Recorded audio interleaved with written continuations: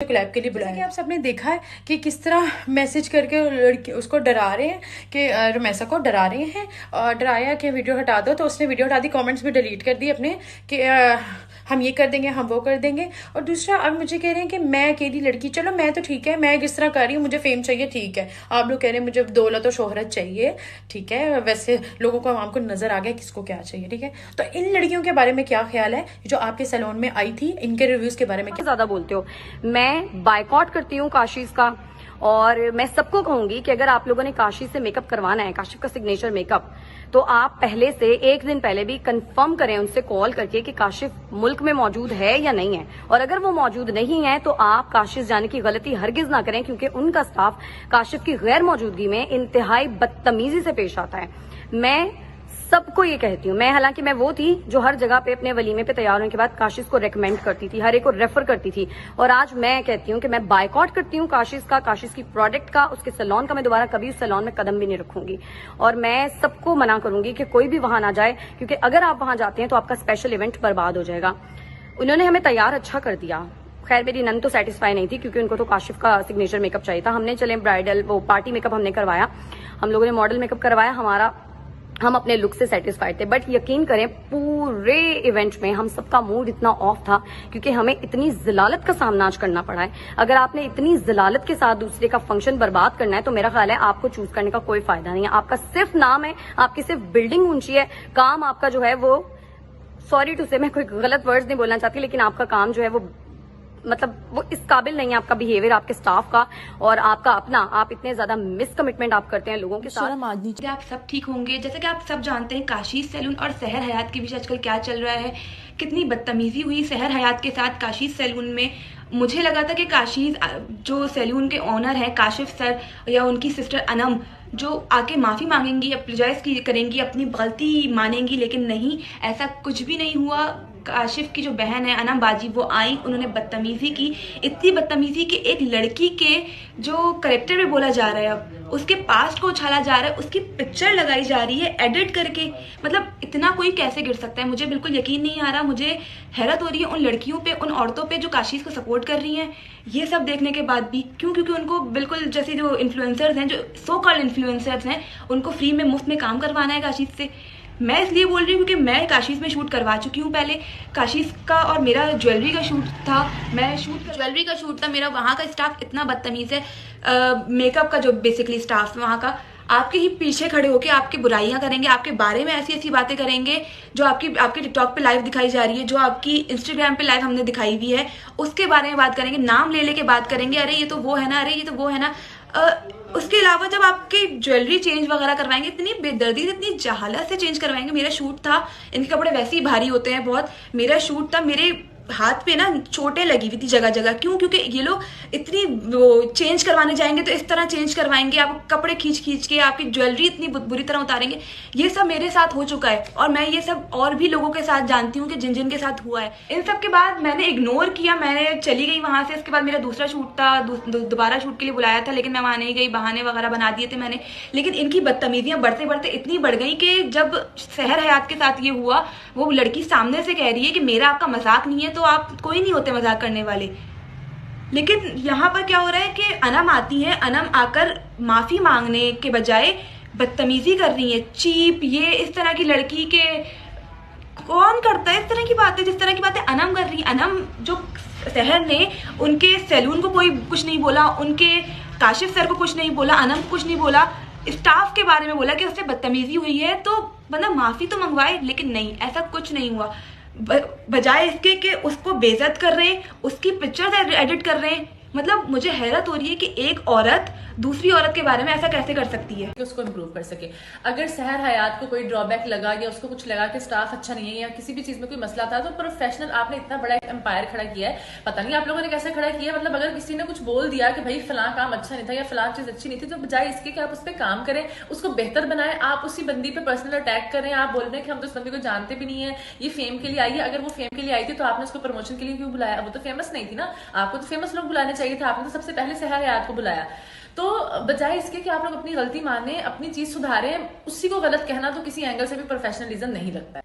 दूसरी बात ये कि देखें, ना तो काशिफ सर के ऊपर खुद कोई बात हुई, ना ही उनकी सिस्टर पे कोई बात हुई, ना ही काशी सैलून के काम पे कोई बात हुई, ना ही उनकी किसी चीज की क्वालिटी पे बात हुई उनके स्टाफ के बिहेवियर पे। इसमें ना काशिफ भाई का था कि काशिफ भाई का रवैया ठीक नहीं है, या उनकी बहन का था, किसी का भी नहीं था ना। मसला आपके स्टाफ का था, आपका तो मसला ही नहीं था। आपको चाहिए था आप अपने स्टाफ को इंटेरोगेट करते, आपको चाहिए था आप अपने स्टाफ से पूछते। क्योंकि देखिए एक कंप्लेन नहीं है, मैंने बोला, सहर ने बोला, रुमैसा ने बोला, दुआ ने, कितने लोग हैं सोशल मीडिया पे नहीं है, वो कमेंट्स में बोल रहे हैं कि हम भी गए थे कुछ साल पहले, कुछ महीने पहले हम गए थे, हमारे साथ रवैया ठीक नहीं था। तो आप लोगों ने जो इतना बड़ा अपना माशाल्लाह से नाम बनाया है, आपने यहाँ पे सैलून खोला, आपने लाहौर में उसकी ब्रांच खोली, आपको चाहिए कि आप इसको आगे लेके जाए अच्छे तरीके से, ठीक है। और पता नहीं कौन से लोग हैं, अच्छा सब जो अभी अचानक से रिव्यूज देने लग गए कि भाई आप लोगों को तो फ्री में काम करवाने, सर्विसेज करवानी, तो आप तो कहेंगे कि वो बहुत अच्छे हैं, लेकिन ऐसे नहीं होता। जो चीज गलत होती है वो हर हाल में गलत होती है।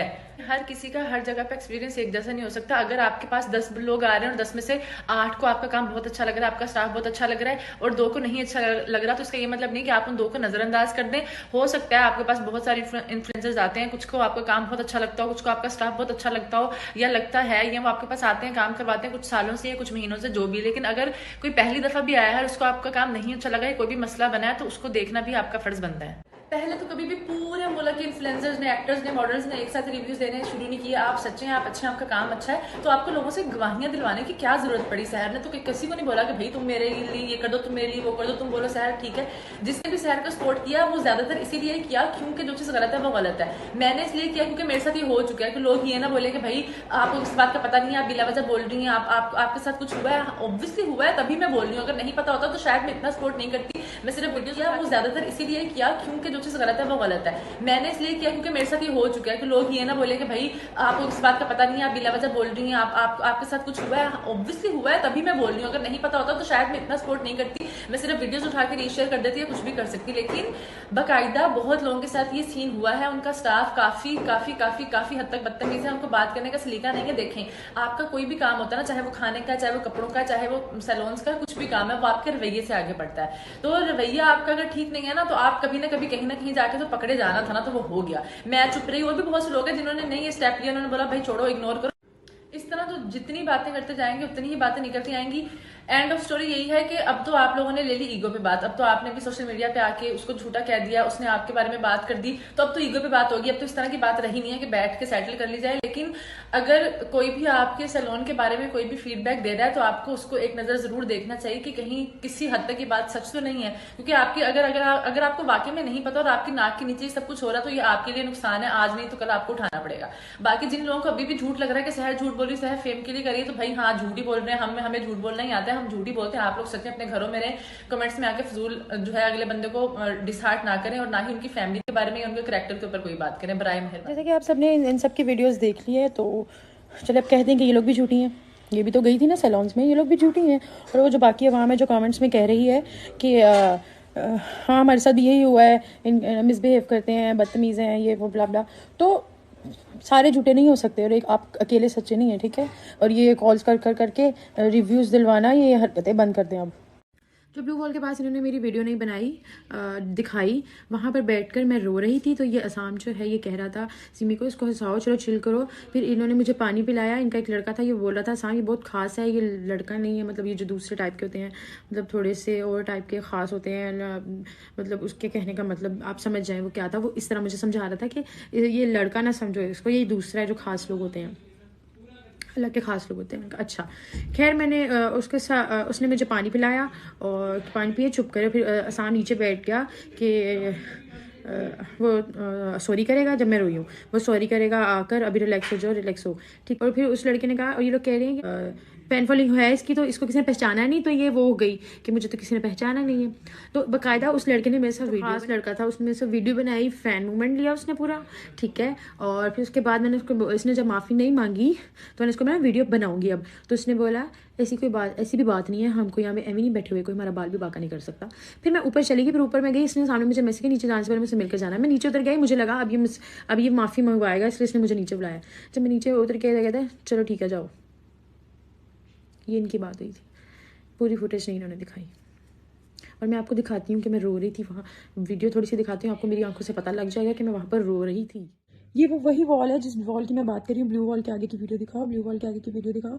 इसी वॉल के आगे बैठकर मैं रो रही थी। ये जो बैकग्राउंड है ब्लू कलर का, मैं रो रही थी बैठ कर। इन्होंने मुझे पानी पिलाया, फिर वो नीचे बैठा। अच्छा चलो ठीक है, वो जाते हुए सॉरी करेगा या कुछ भी। आप मेरी देख सकते हैं, आंखें मेरे चेहरा देख सकते हैं कि यहाँ पर मैं रोई हुई हूँ, बट मैं स्टिल इनका शूट करवा रही हूँ। और उसके बाद फिर ये लोग मुझे हंसाने के लिए, चिल कराने के लिए मेरी दोस्त को कह रहे हैं कि इसको हंसाओ। फिर मेरी दोस्त मुझे हंस के उछल के, जो कह रही है ना, उछल रही है, उछल खेल कर मुझे हंसा रही है।